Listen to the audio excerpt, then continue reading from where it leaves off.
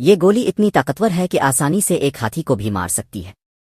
سب سے پہلے گولی کے اگلے حصے کو آہستہ آہستہ گھسا کر چپٹا کیا جاتا ہے، پھر اس میں ایک سوراخ ڈرل کیا جاتا ہے اور اس سوراخ میں زہریلے پارے مرکری کے چند قطرے ٹپکائے جاتے ہیں۔ یہ زہر اتنا مہلک ہے کہ اگر صرف معمولی خراش بھی آ جائے تو شکار موقع پر ہی ہلاک ہو جاتا ہے۔ اتنی خطرناک گولی کے لیے خاص قسم کی رائفل درکار ہوتی ہے، چنانچہ وہ شخص انٹرنیٹ سے ضروری پرزے منگواتا ہے اور انہیں جوڑ کر اپنی مرضی کی اسنا پر گن تیار کر لیتا ہے۔ اس کی مہارت اتنی زبردست تھی کہ اگر کوئی ماہر نشانہ باز بھی آ جائے تو اس کے سامنے ہار مان لے، لیکن گن کی طاقت کو مکمل طور پر استعمال کرنے کے لیے اسے ایک بہترین سائلنسر کی بھی ضرورت تھی، لہذا اس نے نظر دوڑائی اپنی پرانی گاڑی پر اور ورکشاپ جا کر گاڑی کے پہیے سے بیرنگ نکال لیا۔ وہ انہی پرزوں کی مدد سے سائلنسر بنانے والا تھا۔ گھر پہنچ کر اس نے ایک دھاتی رنگ واشر بیئرنگ پر رکھا اور چرچ کی گھنٹیوں کی آواز کو ڈھال بناتے ہوئے ہتھوڑا زور سے مار کر پرزے تیار کیے، پھر گن کے اگلے حصے کو اس طرح تراشا کہ نئے سائلنسر کو جوڑا جا سکے۔ تمام تیار شدہ پرزوں کو ترتیب سے جوڑ کر ایک دھاتی نالی اس پر چڑھا دی، یوں ایک مکمل خاموش سائلنسر تیار ہو گیا۔